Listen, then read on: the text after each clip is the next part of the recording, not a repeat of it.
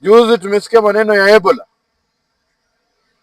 Mheshimiwa Rais, jambo la tatu, wacha kufanya biashara na maisha ya Wakenya.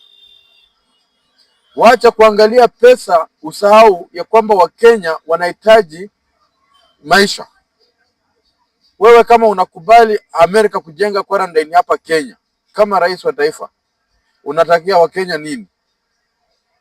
Tunakuomba Mheshimiwa Rais, hiyo 1 billion yenye unafikiria unataka serikali ya Amerika ikupe, wachana na hiyo pesa, angalia maisha ya Wakenya.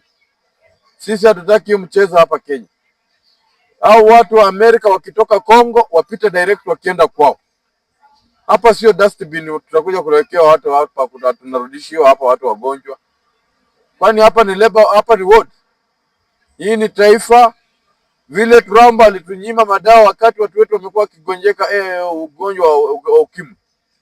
Pia yeye sasa bebane na mizigo zake apeleke kwake. Sisi kama Wakenya hatutaki hivi vitu ambazo anafanya hapa.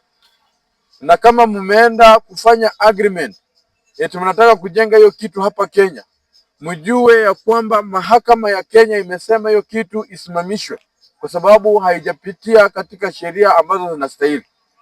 Na sisi kama vijana tunasikiza sheria sana na tunasikia mahakama. Vile mahakama imesema ya kwamba hakuna vitu kama hizo kufanyika hapa.